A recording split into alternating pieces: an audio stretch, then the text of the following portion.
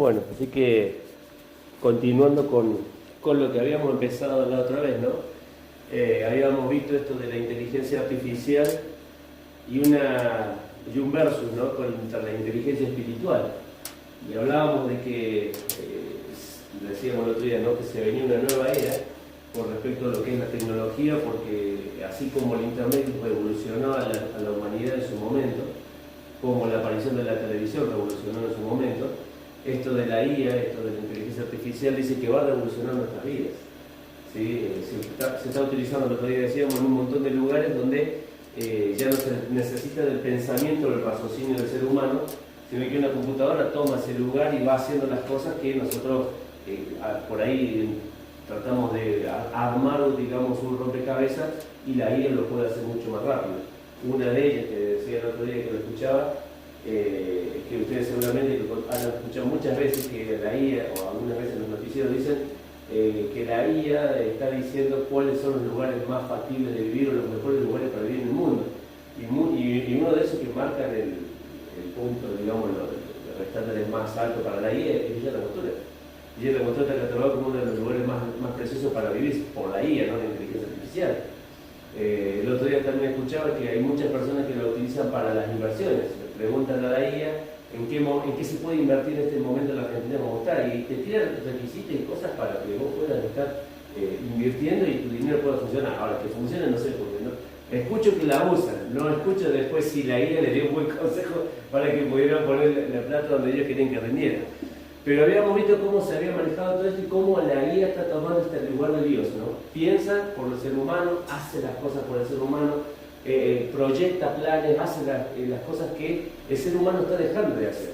Y una de las cosas que habíamos visto en la clase pasada es la oración, ¿sí? Habíamos dicho que teníamos que estar conectados con Dios a través de la oración. Y habíamos visto que la oración se tiene que basar, como lo habíamos visto en Colosenses 1:9, que Pablo daba gracias por sus hermanos, en primer lugar, pero en segundo lugar oraba por el crecimiento de sus hermanos. Y es algo que cada uno de nosotros tiene que hacer. Estar conectado con Dios no significa solamente orar por mis necesidades, que todos oramos por las cosas que nos pasan, nuestros desafíos, nuestras luchas. Escuchaba recién a Roberto que decía, oro, Señor, sabés que tengo una lucha con esto. Esa lucha que él habla verbalmente es la lucha que todos nosotros tenemos, por obedecer a lo que Dios nos está pidiendo o por desobedecer a las cosas que Dios nos está pidiendo. Estamos luchando constantemente y eso significa que somos cristianos, porque si en nuestro corazón no tuviéramos esa lucha entre lo que yo quiero hacer y lo que Dios me está planteando que hiciéramos, estaríamos muertos, porque la única persona que no lucha es la que está muerta.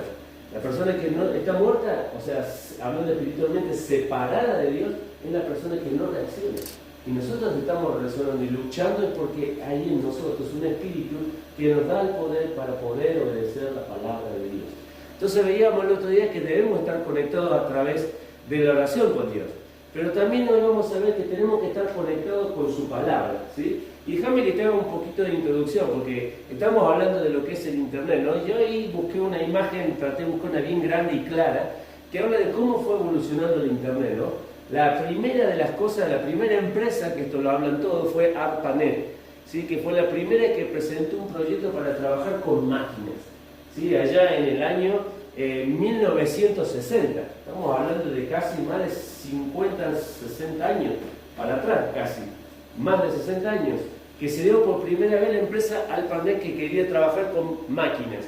En el 69 dice que se empiezan a dar algo que para nosotros ya ni existe, un mensaje entre computadoras, entre una computadora y la otra, que se llamaba, la que nosotros le decíamos antes, la Ethernet, ¿sí? Esa que todas las computadoras conectadas en una red, pero no por Wi-Fi, por cable, ¿sí? La Ethernet. Entonces, eso es lo que hacía que se pudieran mandar mensajes entre una computadora y la otra. En el 71 aparece y se inventa el correo y el arroba, ¿sí? Esto que los chicos se saben de memoria con las redes sociales, ¿no? Arroba y empiezan a escribir las cosas, ¿no? O a quién le quieren mandar. En el 71, en el 89, esa empresa se transforma en una que se llama NFET, que no me acuerdo bien cómo se pronuncia, y empieza a mandar bytes de información a través de las redes, ¿sí? A través de la red cableada, ¿no? Estamos hablando siempre, y empieza a mandar, dice, 1.5 millones de bytes por segundo.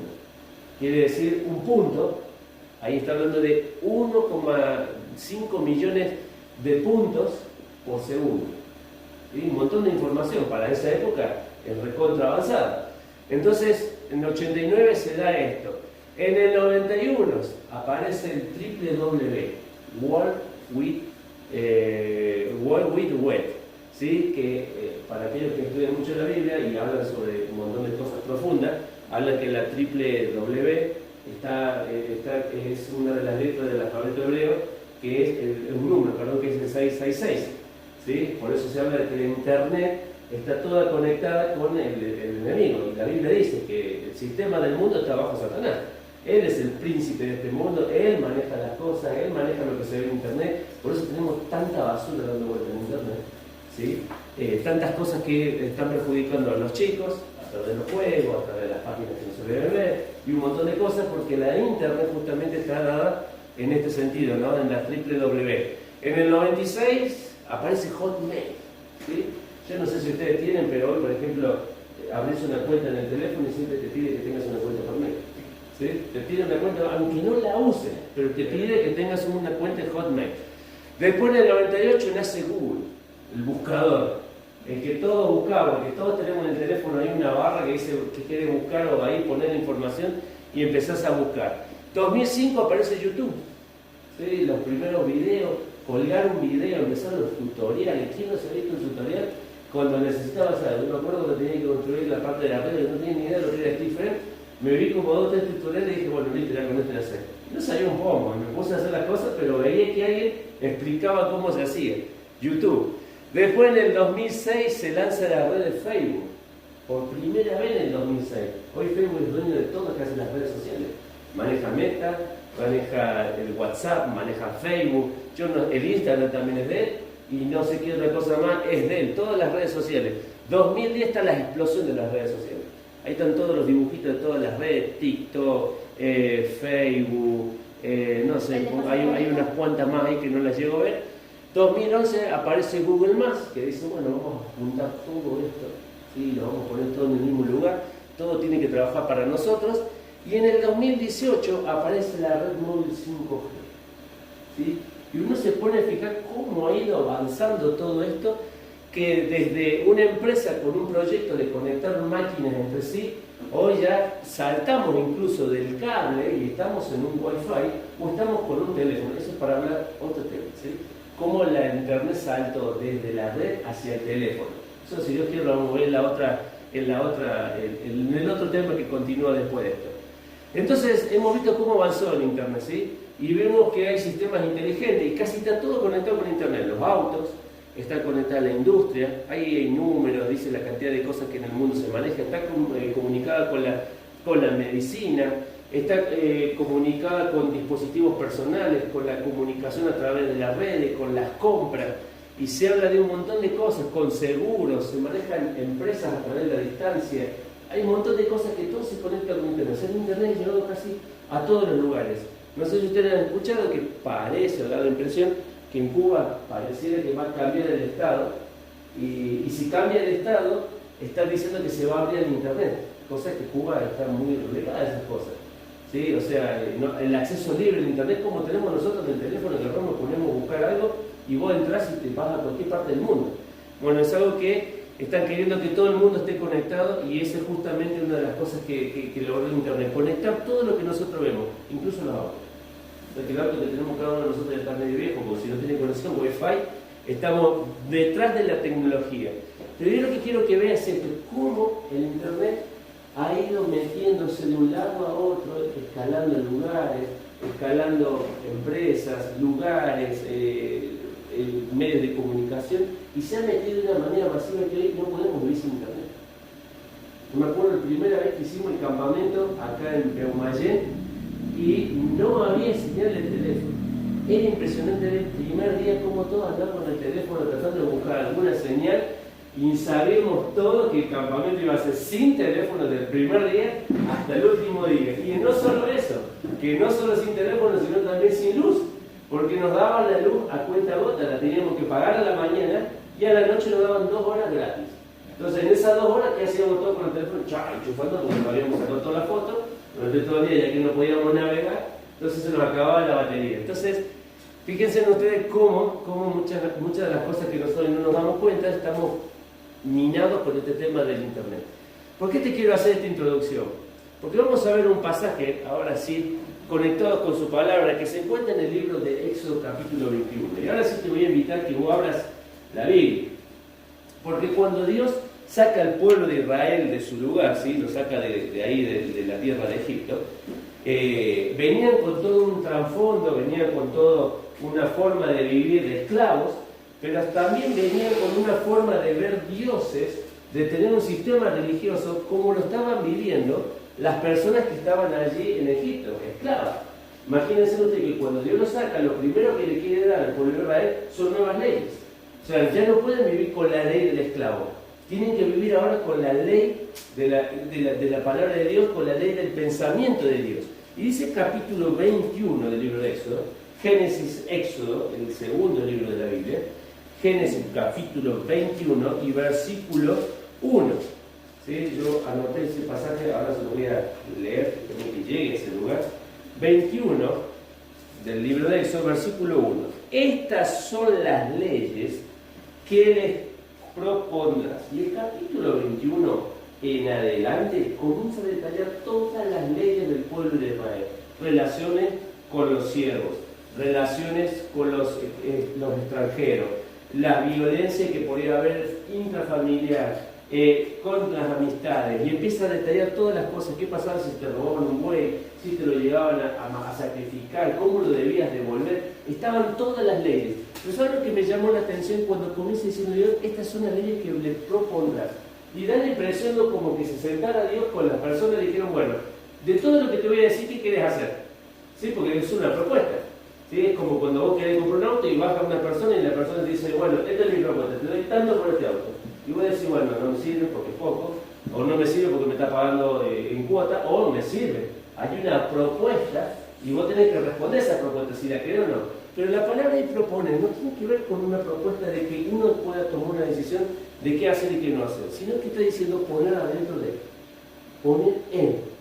Entonces cuando Dios saca al pueblo de Israel, le habla a Moisés, y Moisés le tenía que hablar al pueblo, y le dice, estas son las leyes que vas a poner en ellos.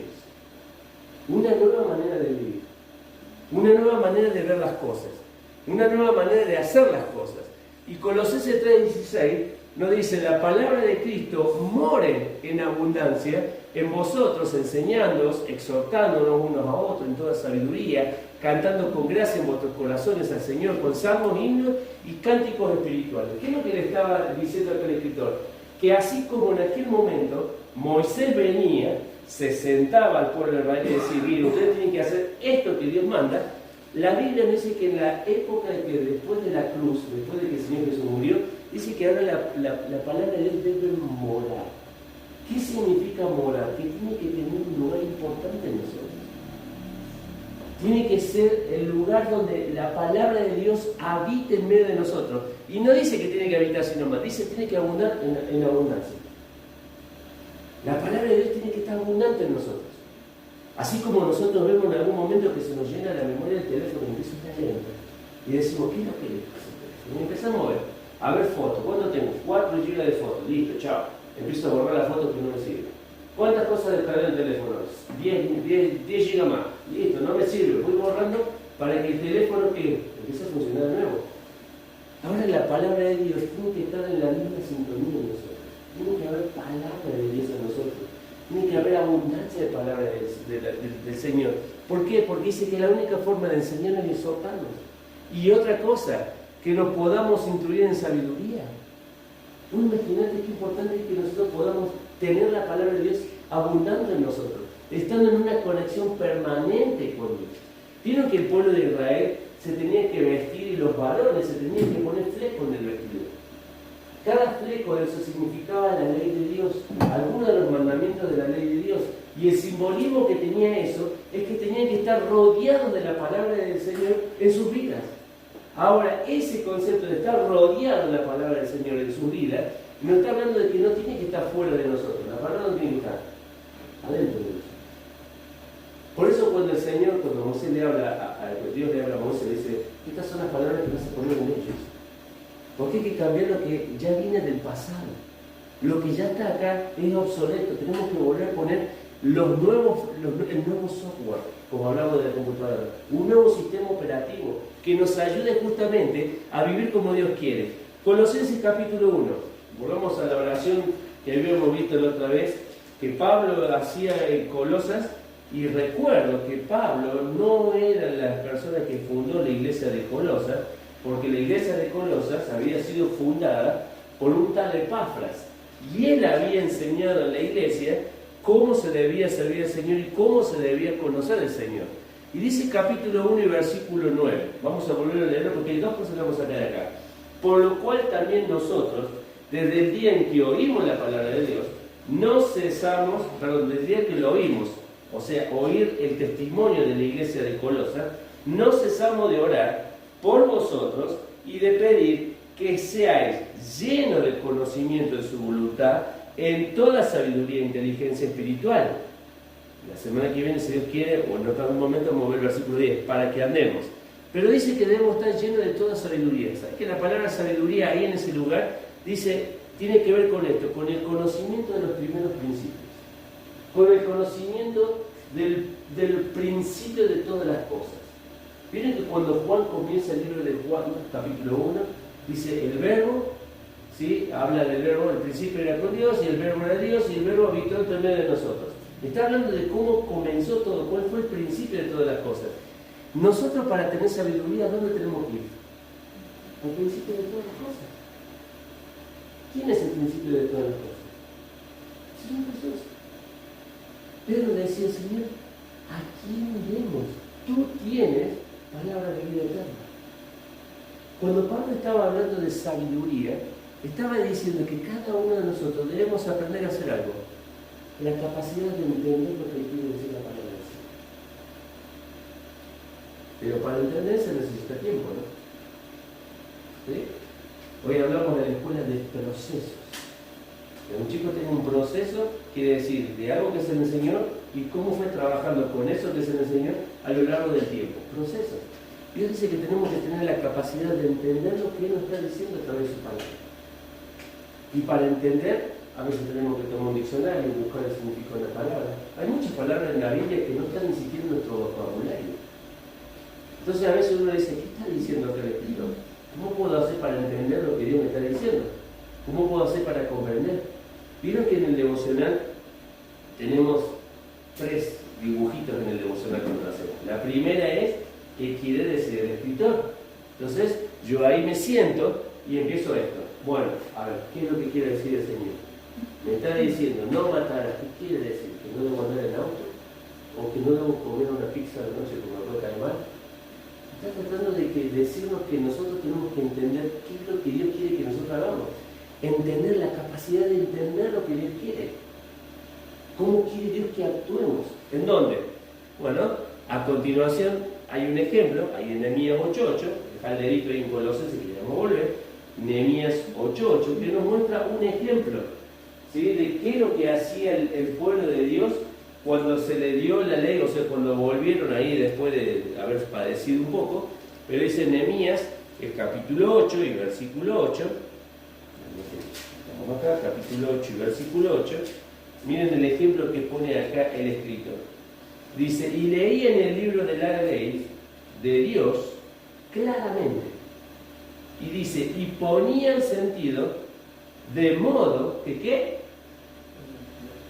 Que entendiese la lectura. O sea, Nehemías se ponía a leer la ley de Dios, pero se ponía a también explicar cuáles eran las cosas que Dios estaba esperando de su pueblo. Y dice ahí en el versículo 9, y Nehemías el gobernador y el sacerdote Esdras, escriba, y los levitas hacían entender al pueblo.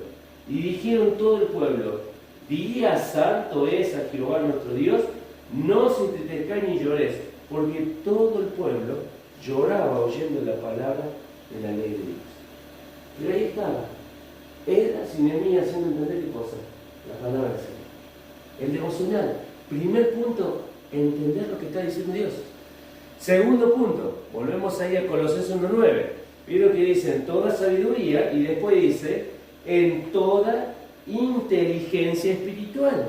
Y ahí la palabra inteligencia tiene que ver con la sunesis, la comprensión para vivir el diario. Y así como el devocional, tenemos la primera parte que dice, ¿qué es lo que dice el escritor? La segunda parte dice, ¿cómo puedo aplicarlo en mi vida? Y la segunda parte es la capacidad de aplicar qué cosa, ese conocimiento. Entonces yo puedo entender lo que me está pidiendo Dios. ¿Sí? Puedo entender esto que Dios me está pidiendo. Sé que va a generar en mí una lucha. Ahora la palabra de Dios, ¿cómo puedo aplicar eso en mi vida? ¿Cómo puedo bajar ese conocimiento de Dios en mi vida? Por ejemplo, vamos a poner un ejemplo sencillo que siempre lo utilizamos. Mateo 6:33 dice, busca primero el reino de Dios y su justicia y todas las demás cosas serán añadidas. Entonces, Dios me está diciendo, ¿qué es lo que me está diciendo ahí en primer lugar? Que debo poner aquí en primer lugar a Dios. Y yo debo poner la palabra de Dios en primer lugar en mi vida antes de tomar una decisión. Entonces, ¿quiero comprar un vehículo? Consulto con Dios. ¿Quiero cambiar de trabajo? Consulto con Dios. ¿Quiero irme de viaje? Consulto con Dios. ¿Quiero aprender a manejar el dinero en mi casa para que me rinda el dinero? Consulto con Dios. O sea, está diciendo que en todas las cosas yo lo debo poner ¿en dónde? En primer lugar. Y es lo primero que nosotros tenemos que hacer. Entonces, ese es el principio. Entiendo eso. ¿Cómo lo aplico en el diario vivir? ¿Cómo lo aplico en el diario vivir? Señor, hoy voy a trabajar, ¿no? Gracias por darme la oportunidad de trabajar. Pero ¿cómo querés que actúe hoy en mi trabajo? Y va a haber gente que va a venir bien ese día porque se levantó bien. Y va a venir gente que no se levantó bien ese día y te va a atacar o va a tratar de hacerte quedar en ridículo o menospreciar tu trabajo o las cosas que vos estás haciendo. Entonces, ¿cómo se debe vivir? Primero Dios, ¿yo cómo reaccionaría si me afectan a mí? Reaccionaría mal. Porque lo normal de nosotros sería, vos me insultaste y yo también te voy a insultar. Porque yo tengo que ser más que vos, no menos que vos. Pero sin embargo, si yo pongo a Dios en primer lugar, la palabra de Dios te dice, no devuelvas mal por mal. Entonces ahí aplico ese principio. Cierro mi boquita y en vez de responderle a la otra persona como yo quisiera responderle, pongo palabra de Dios en mi vida y dejo que en vez de responderle mal, le responda como Dios espera que responda. No devolviendo mal por mal. ¿Es difícil? Y más cuando los ánimos están cambiados. Es re difícil poder frenarse y no decir nada con la boca. Pero eso es lo que Dios me está pidiendo. ¿Cómo puedo aplicar la capacidad de aplicar el conocimiento de Dios a una situación en mi vida? Entonces, mira qué importante lo que Dios nos está planteando acá. Conectado con su palabra es entender y es aplicar. ¿Cómo me doy cuenta que la palabra de Dios está llegando a mi vida? ¿Cómo me doy cuenta que la palabra llega a mi vida? Porque siempre hablamos de que hay gente que se sienta, lee la palabra de Dios, cierra, completa un devocional y se va a su trabajo, o se va a sus quehaceres, o va a hacer lo que tiene que hacer. ¿Cómo te das cuenta que la palabra de Dios llega a tu vida? Porque hay momentos que nos transformamos en robot y empezamos a hacer cosas mecánicas. Tomo la Biblia como si fuera un manual informativo. Entonces agarro y me informo cosas que Dios dice, pero ¿cómo me doy cuenta que Dios me está hablando a mi vida? Bueno, vamos a la primera de las cosas. Gozo cuando Dios nos habla a nosotros. Vamos a buscar el pasaje de esos que están ahí. Jeremías. Jeremías, el capítulo 15. ¿Sí? Jeremías, el capítulo 15. Isaías, Jeremías, capítulo 15 y versículo 16. ¿Sí? Dice ahí el escritor, fueron halladas tus palabras y yo las comí, y tu palabra me fue por gozo y alegría en mi corazón, porque tu nombre se invocó sobre mí, oh Jehová, Dios de los ejércitos. Primera cosa que se produce cuando leemos la palabra de Dios, gozo. Gozo. Y dice ahí el escritor el significado de la palabra gozo, la alegría, la jovialidad, el deleite, el gozo. ¿Cuántos cristianos vivimos amargados porque hoy se me pasó el colectivo? Y ya un mundo de que se me pasó el colectivo porque no lo puedo tomar. O cristiano porque se le pinchó la rueda del vehículo y no pudo llegar al laburo y empezó a despotricar por todo lo que le está pasando. ¿Cómo va a ser que se le pase eso? Dios tiene que estar cuidando de eso. Gozo.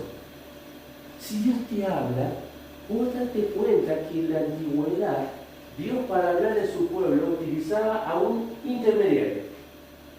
Recién lo vimos. ¿Quién tenía que hablarle al pueblo de Israel? Moisés.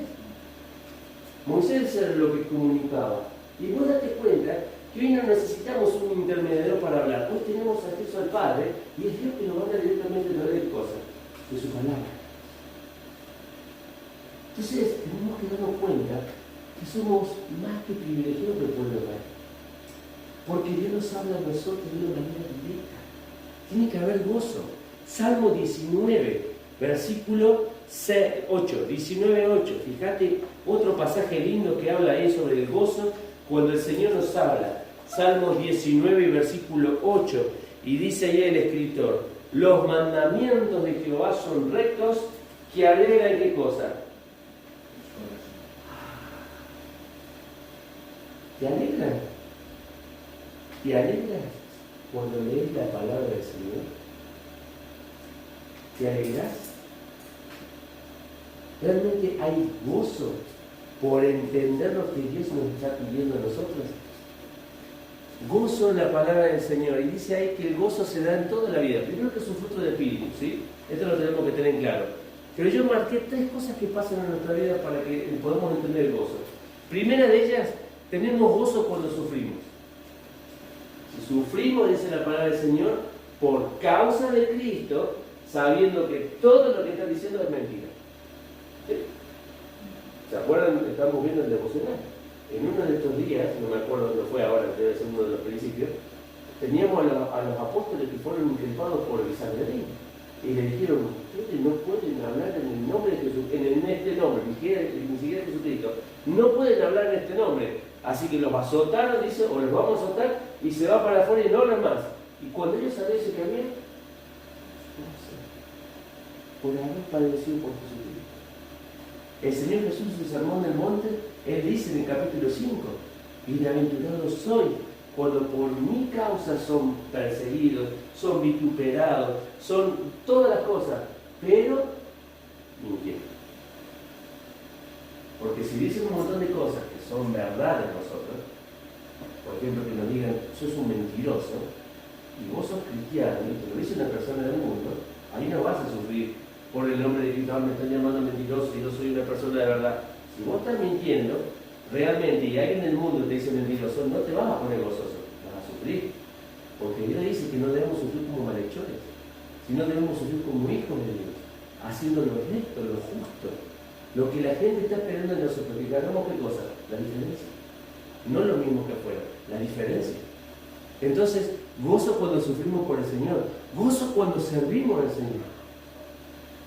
A veces no nos damos cuenta de esto y decimos: no, servir al Señor es una carga, tengo que hacer más cosas, yo ya tengo mi vida, tengo mis actividades, tengo mi trabajo, y si tengo que servir en la iglesia voy a tener que sacar otro tiempo y voy a tener que dejar de dormir un fin de semana y voy a tener que empezar a juntarme con otra gente en la semana para hacer cosas y me voy a dar cuenta que me voy a sobrecargar de cosas.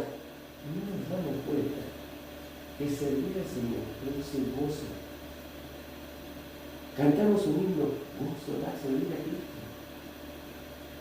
Entonces, el gozo va más allá de un concepto de palabra, es un estilo de vida que debemos vivir. Sí vamos a tener más trabajo, por servir al Señor, sí vamos a estar más cargados, más cansados, sí va a requerir de nosotros que estemos ahí trabajando un fin de semana, cuando por ejemplo hay otros que están durmiendo o están pasándola bien en algún fin de semana largo, y vos estás trabajando para el Señor. Pero no es esto, que el premio y el da la recompensa es el Señor.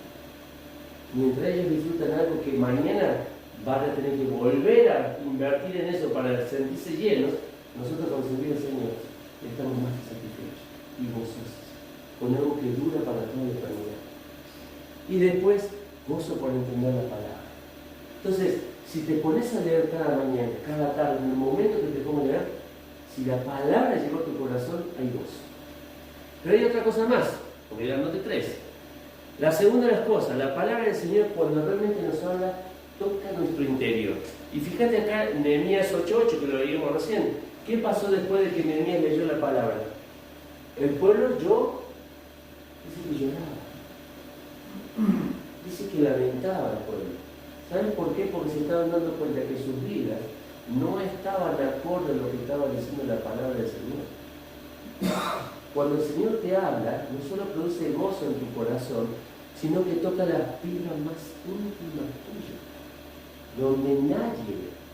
Por eso leemos un pasaje que le enseñamos a los chicos: la palabra de Dios es útil, nos instruye, y dice que es una espada de dos filos que penetra hasta lo más profundo del corazón.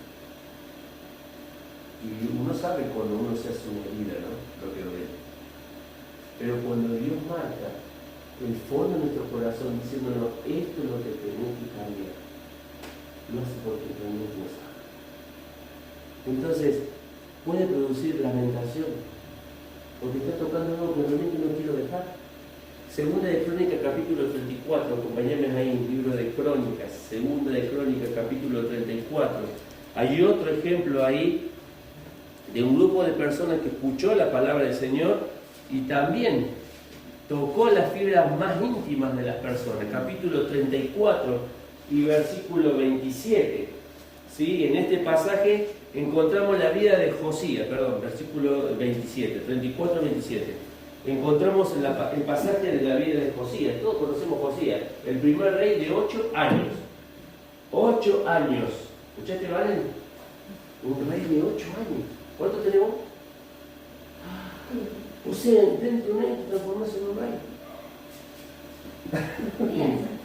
8 años tenía Josías.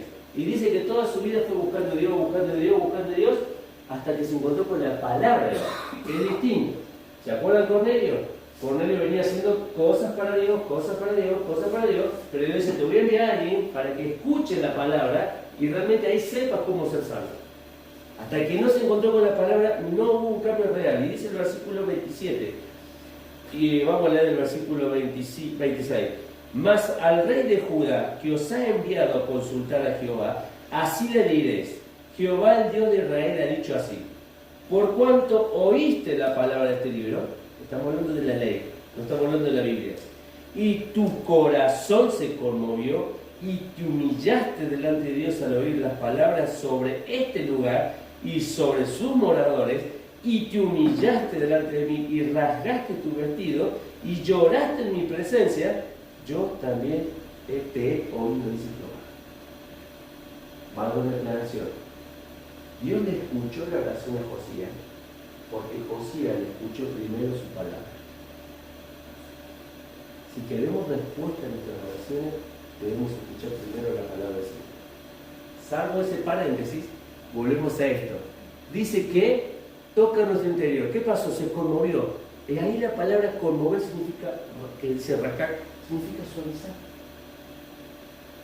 Cuando nosotros dejamos de escuchar la palabra del Señor, nuestro corazón se pone así,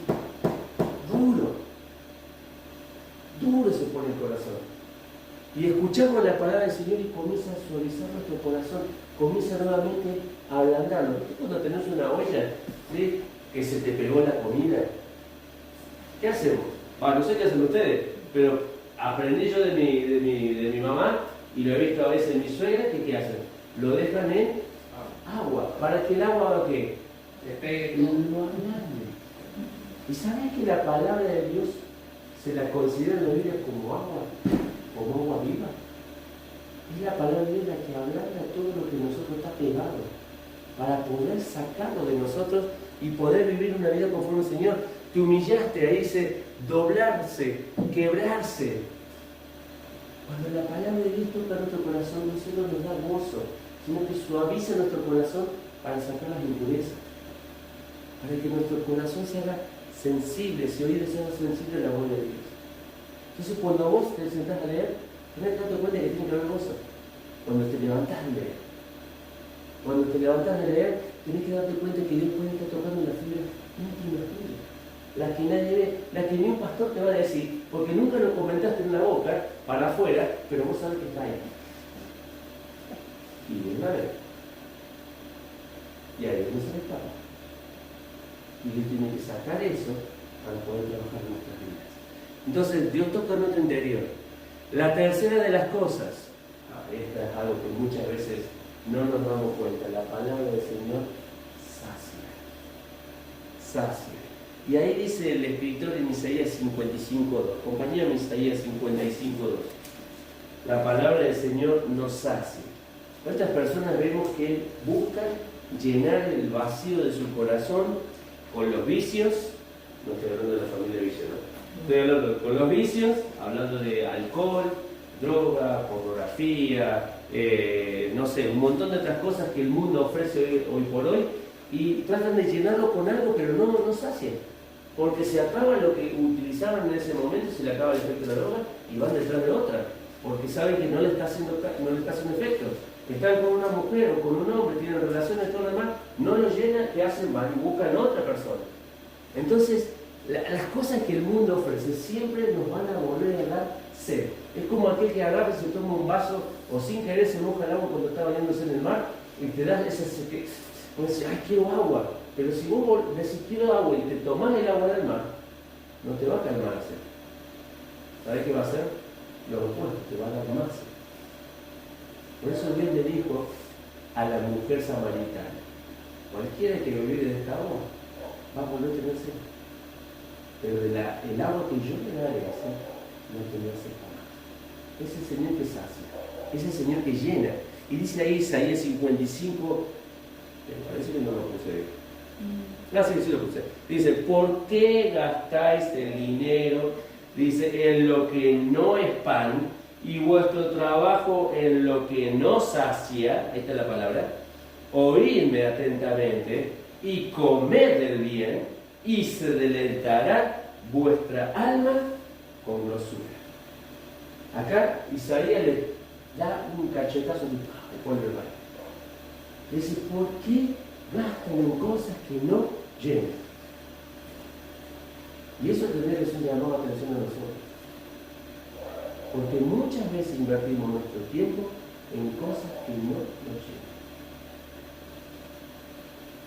Y si no nos llenan, tenemos más de eso que no nos llenan, para ver si nos podemos llenar. Y no nos llenamos, seguimos buscando cosas que no nos llenan. Y ahí dice la palabra sacia, sobá, significa estar satisfecho, estar completo. Y hay un ejemplo en Lucas capítulo 15, versículo 14, cuando el hijo pródigo vivía fuera de la casa del padre y estaba allá perdido, lejos, había gastado todo lo que tenía. En el capítulo 15, versículo 14. Y en un momento se da, por tanta la necesidad que tenía de comer, las agarraba de los ojos. Las algarrobas de los ojos. Y a veces nosotros como cristianos podemos vivir de esa manera, llamándonos hijos del Padre, pero viviendo como pródigo en tierra apartada.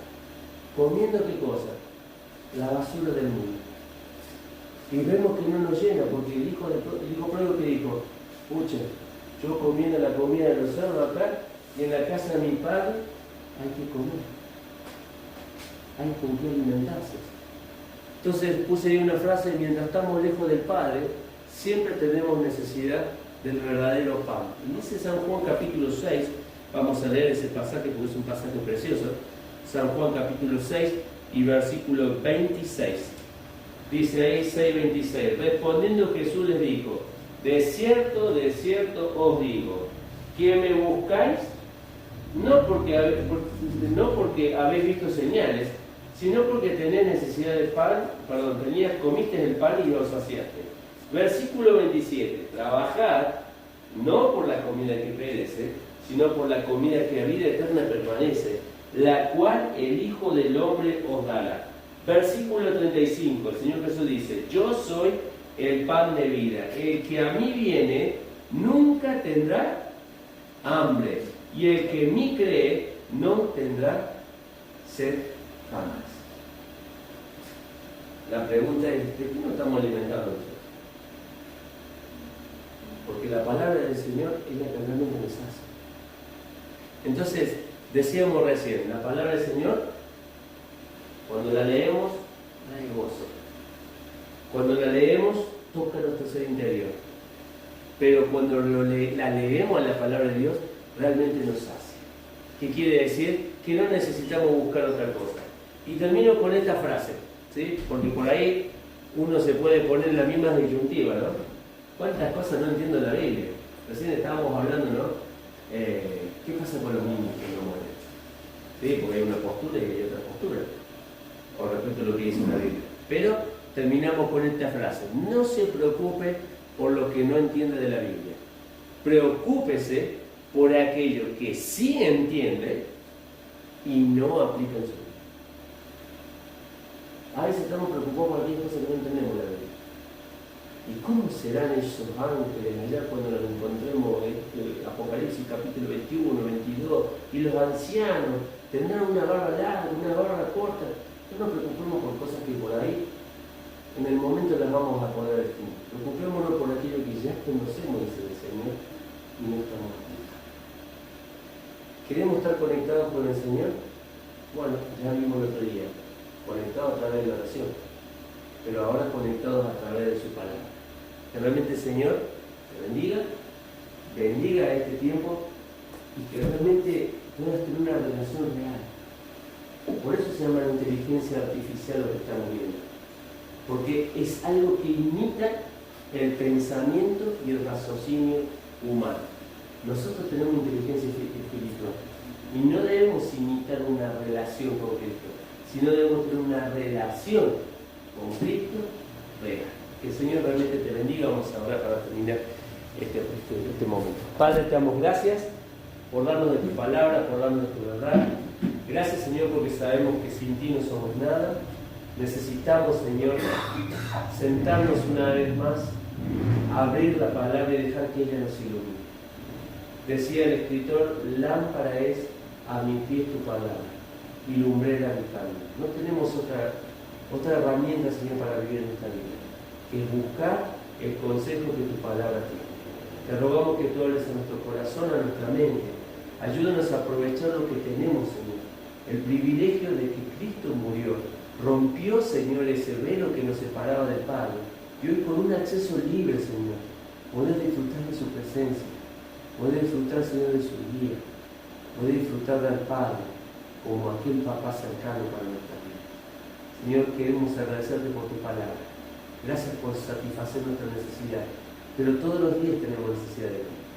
Todos los días debemos recurrir a la palabra para alimentarnos, a la palabra para tener gozo, a la palabra, Señor, para ser confrontados y sacar aquello que está en nuestro corazón.